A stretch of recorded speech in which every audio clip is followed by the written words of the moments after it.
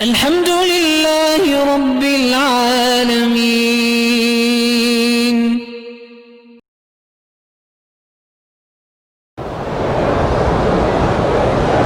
میرے شوہر چھوٹی چھوٹی باتوں پہ جھگڑا کرتے ہیں.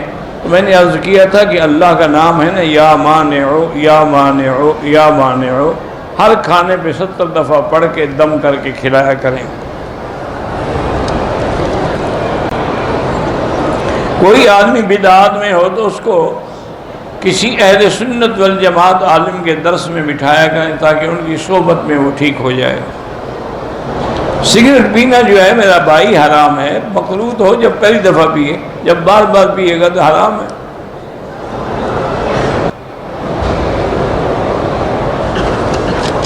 بہرحال انسان کو جوانی جوش کرے، شادی نہ ہو تو اللہ سے مانگے، 2 رکعت پڑھ کے روزانہ دعا کیا کرے.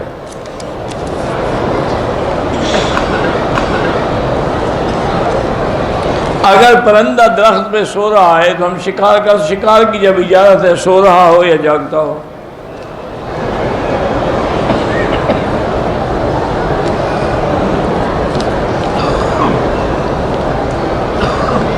پاکستان سے عورت آئی، انہوں نے صفا مروہ پتہ نہیں عمرہ کر لیا ہے،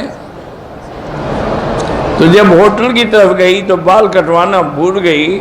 صبح نماز کے بعد فوراً بال کٹوائے. ٹھیک ہے انشاءاللہ، کوئی دم نہیں.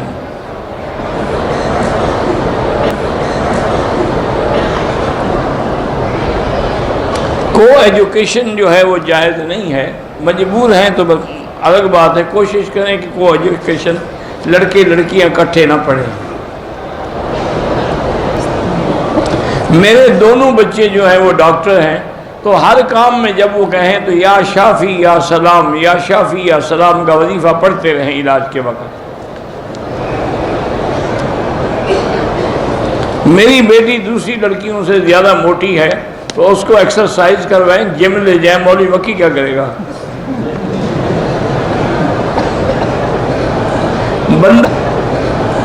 بندہ اللہ سے سجدے میں قریب، ہاں سجدے میں زیادہ قریب ہوتا ہے حتیٰ کہ طواف سے بھی.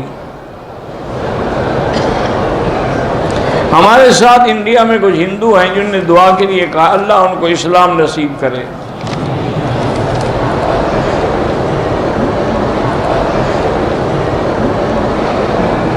مجھے الٹا سونے کی عادت ہے. الٹا سونا جو ہے اچھی بات نہیں ہے، یہ نوم الفاسقین ہے. اس لیے کوشش کریں، یعنی جب سونے لگے اس وقت تو آپ دائیں پہ سو جائیں نا، بعد میں اگر ہو گیا تو ہو گیا.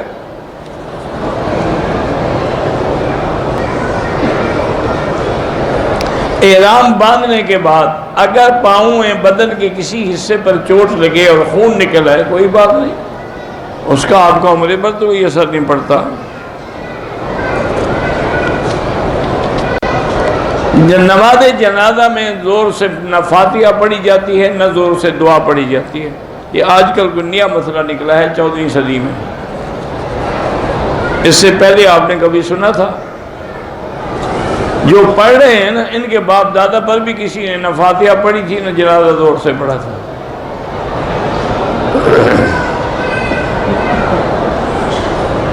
ہمارے ہاں رواج ہے کوئی مر جائے تو تیسرے دن کل کرتے ہیں، پھر یہ سب بدعت ہے، ناجائز ہے. کرنا بھی ناجائز، کھانا بھی ناجائز.